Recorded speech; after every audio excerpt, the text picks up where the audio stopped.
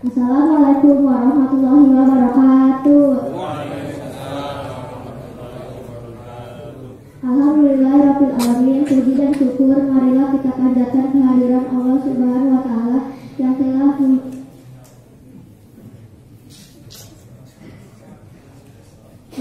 memberikan begitu banyak kenikmatan kepada kita. Salawat serta salam semoga tercurah kepada Nabi Muhammad SAW,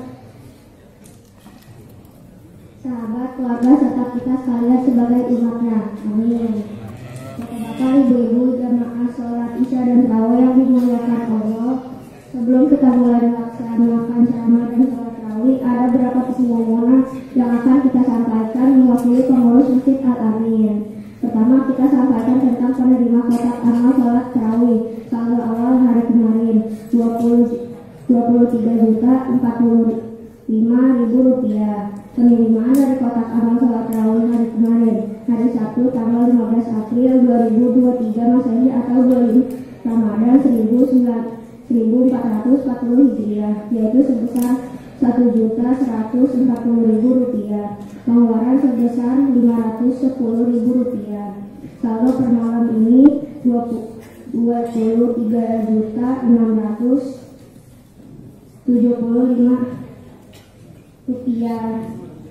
Terima kasih kami ucapkan kepada para pemberi infak dan sedekah. Semoga amal ibadah Bapak Ibu sekalian mendapatkan pahala yang berlipat ganda dari Allah Subhanahu wa taala. Amin. Berikut kami sampaikan bahwa pada malam ini yang bertindak sebagai penceramah dan imam sholat tarawih adalah Bapak Riono dari Al-Amin. Alhamdulillah beliau sudah ada di tengah-tengah kita. Marilah kita mulai rangkaian ibadah tarawih kita untuk itu. Kepada Ustadz Riono, berkenan kiranya untuk memulai ceramahnya. Demikian pengumuman yang dapat kami sampaikan. Terima kasih atas perhatiannya. Billahi taufiq wal hidayah. Wassalamualaikum warahmatullahi wabarakatuh.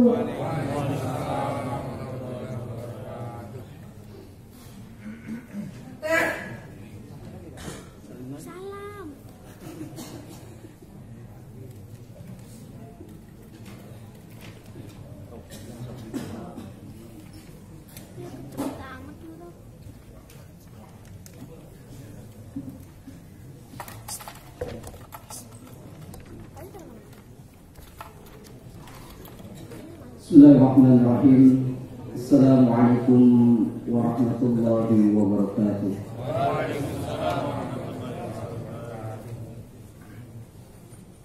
Alhamdulillah, alhamdulillahilladzi khalaqal mauta wal hayata liyabluwakum ayyukum ahsanu amala wa huwal azizul ghafur. Asyhadu an la ilaha illallah wa la syarika lah wa asyhadu anna Muhammadan abduhu wa rasuluhu la nabiyya ba'dah. Allahumma shalli ala Muhammadin wa ala alihi wa ashabihi wa man tabi'ahum bi ihsanin ila yaumil wa ba'd. Hadirin jamaah salat isya dan tarawih Masjid Al-Amin rahimakumullah. Yang pertama dan utama tentu mari kita senantiasa bersyukur kepada Allah Subhanahu wa taala lagi dan lagi sampai kita tidak ada lagi di muka bumi ini. Karena atas limpahan dan karunia-Nya sampai detik ini kita masih bisa melaksanakan amal-amal yang diinginkan dan dirindukan oleh para arwah, oleh para ruh yang telah mendahului kita. Mereka ingin kembali barang sedikit saja untuk dapat melaksanakan amaliyah di bulan Ramadan. Maka hari ini kita bersyukur atas kesempatan yang Allah berikan kepada kita untuk melejitkan amal-amal kita di bulan Ramadan. Mudah-mudahan di sisa-sisa akhir Ramadan ini kita masih bisa mengoptimalkannya sehingga kita mendapatkan gelar tujuan daripada takwa, tujuan daripada puasa, yaitu la'allakum. Hadirin yang dimuliakan oleh Allah Subhanahu wa taala, banyak orang yang merasa ngerti, tetapi sedikit sekali yang mengerti rasa. Ini salah satu hasil daripada tarbiyah di bulan Ramadan itu adalah soal rasa kepedulian sosial kita. Karena ketika banyak orang yang merasa ngerti sehingga menimbulkan kesombongan,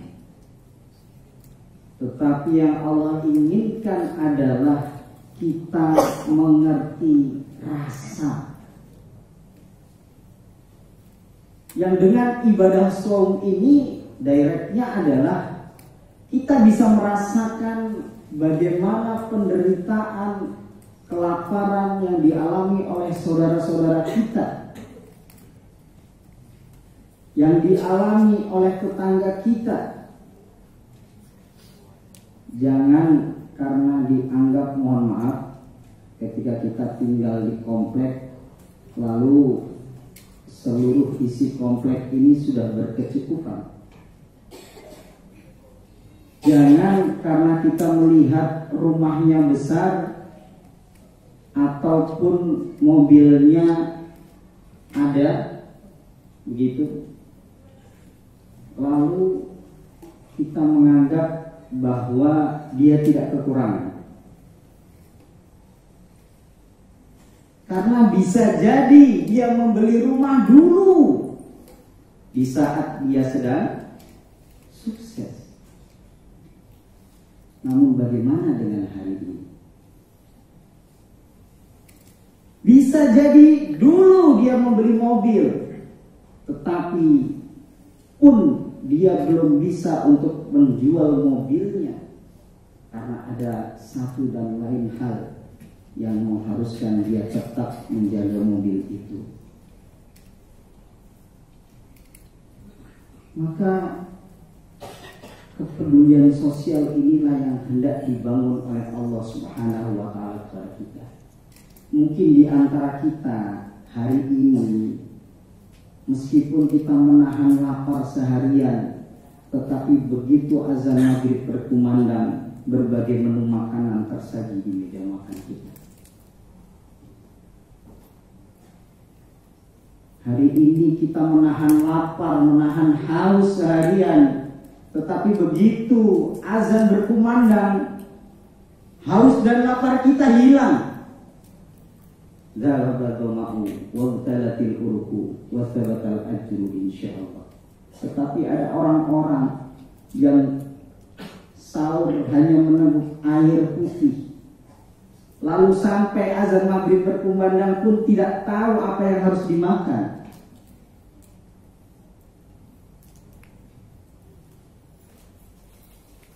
Maka dalam Islam bukan hanya ibadah individual antara kita dengan Allah yang kita sering sebut hablum minallah, karena ternyata dari 6.236 ayat yang berbicara tentang hukum atau fikih tentang ibadah yang spesifik itu hanya berjumlah sekitar 150. Bahkan Allah lebih banyak berbicara tentang ibadah sosial yang berjumlah 200-an ayat.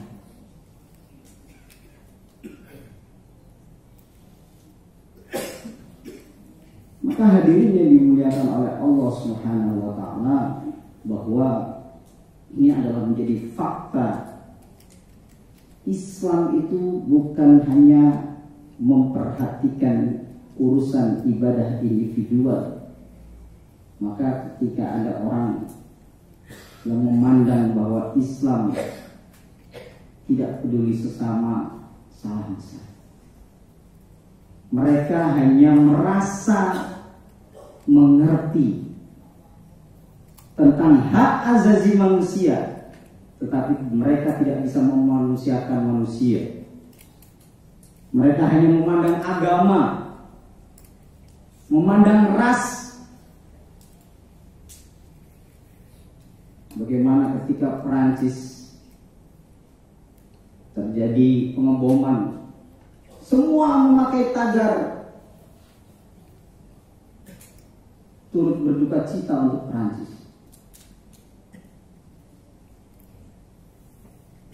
Sehingga bahkan dalam segi olahraga yang katanya tidak boleh bercampur dengan politik pun menggunakan baju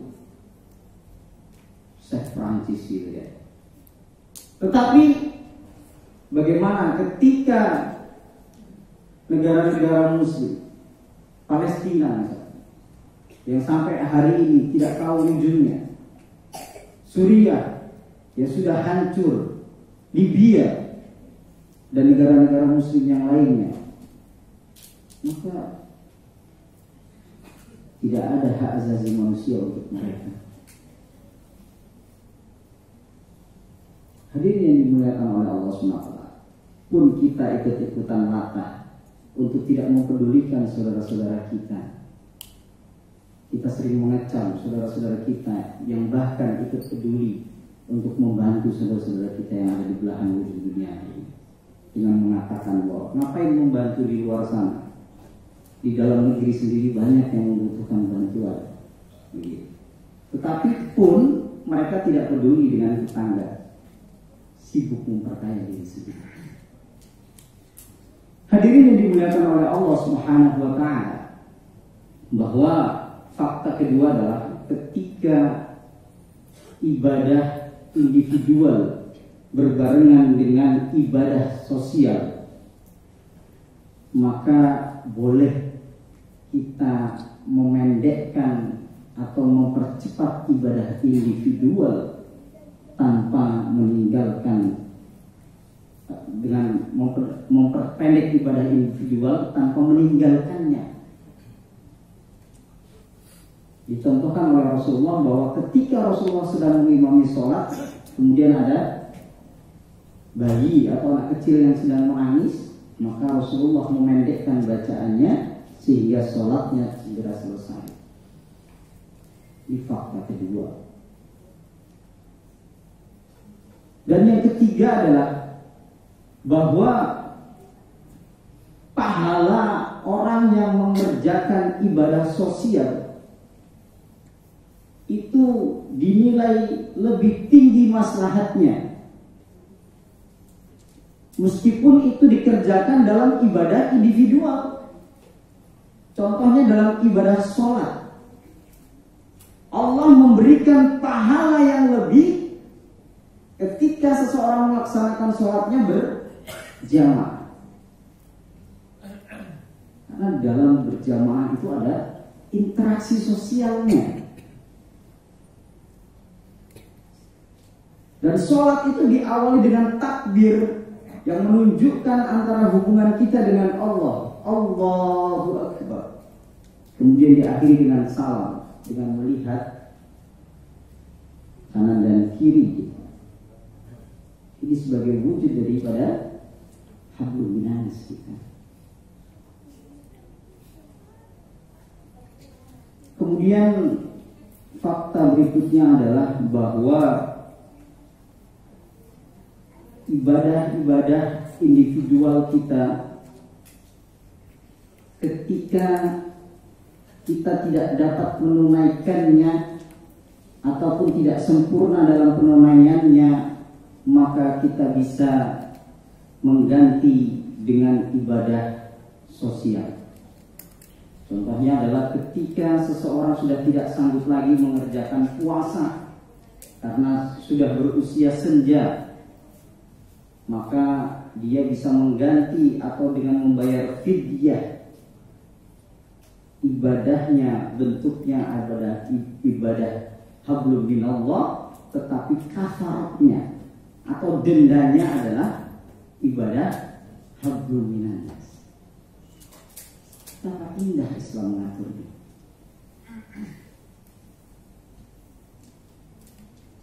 Tetapi ketika ibadah-ibadah sosial kita atau hubungan kita dengan manusia yang rusak, yang tidak sempurna, maka tidak bisa diselesaikan dengan ibadah hablum minallah. Ketika kita mengambil hak orang lain, maka tidak cukup dengan kita beristighfar, tetapi kita harus mengembalikan hak orang lain itu kepada orangnya yang berhak. Begitupun ketika kita mendolimi tetangga kita, mendolimi saudara kita, maka tidak bisa kita selesaikan dengan kita zikir 1000 kali misalnya, atau dengan sholat taubat. Tidak bisa, karena sholat taubat itu adalah antara kita dengan Allah. Allah akan mengampuni dosa-dosa yang berkaitan dengan kita dengan Allah, bukan kita dengan tetangga kita, bukan kita dengan saudara kita. Maka kalau kita perhatikan redaksi hadis Kubaso ini, laisa lahu min siyamihi ilal ju'i wal atas, ini juga menarik. Banyak orang yang tidak mendapatkan apapun dari puasanya selain lapar dan haus. Bayangkan, dia beribadah menahan lapar dan haus, tetapi tidak mendapatkan pahala apa-apa kecuali yaitu saja. Penyebabnya apa? Bukan rusaknya hubungan antara dia dengan Allah, tapi justru yang menariknya di sini adalah rusaknya hubungan antara dia dengan manusia yang lain. Karena ghibah, misalnya, ya, karena dusta, karena dia melakukan rafas, ya, maka rusaknya ibadah pahala, ya, ibadahnya tidak rusak, antara ibadah puasanya itu tidak rusak, tetapi pahalanya rusak gara-gara rusaknya hubungan kita dengan sesama manusia. Oke, ini cukup menarik ini dimuliakan oleh Allah SWT. Maka puasa membentuk kita la'allakum tattaqun, dan ciri-ciri daripada orang-orang yang beriman adalah alladzina yu'minuna bil ghaibi wa yuqimunas shalah wa yu'tunas zakat. Jadi di situ ada ibadah hablum minallahnya, mendirikan sholat, dan wa yu'tuz zakat, ibadah hablum minannas juga. Maka di bulan Ramadan sudah banyak diberikan contoh-contoh, ya, betapa dermawannya umat Islam ketika di bulan Ramadan. Hampir setiap hari ada takjil buka puasa, belum lagi yang sahur, belum lagi yang sembako, belum lagi yang hampers dan sebagainya. Betapa luar biasanya kebaikan-kebaikan sosial umat Islam yang ada di bulan Ramadan. Maka mudah-mudahan latihan yang dilakukan di bulan Ramadan ini dapat kita implementasikan, dapat kita praktekkan di luar bulan Ramadan. Maka kita sebetulnya di sini pun memiliki wadah, ya, kita memiliki kelasnya, ya, lembaga amil zakatnya. Ini maka dalam rangkaian ibadah Ramadan pun kita tutup dengan menunaikan zakat fitrah. Tetapi zakat fitrah itu keumuman. Ada sebetulnya pengingat untuk kita yang memiliki kelebihan harta untuk menunaikan zakat malnya, zakat profesinya misalnya, ya. dan yang lainnya, sehingga harta kita itu menjadi bersih. Ini yang ingin dilatih, karena ketika puasa kita jujur, kita tidak ada yang melihat pun, tidak makan, tidak minum. Tetapi sudahkah kita jujur terhadap harta yang kita miliki? Maka salah satu makna zakat itu adalah sodako. Sodako itu artinya jujur. Kenapa dinamai sodako?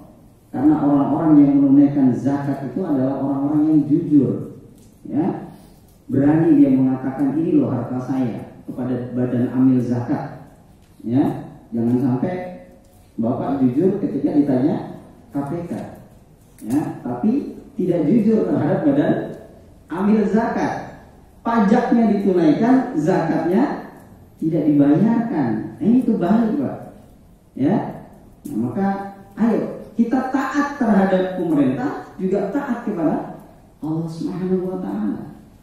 Ya, maka dua sisi ini yang menjadi pembanding buat kita semua bahwa ibadah dalam Islam itu tidak bisa kita banding-bandingkan, ya.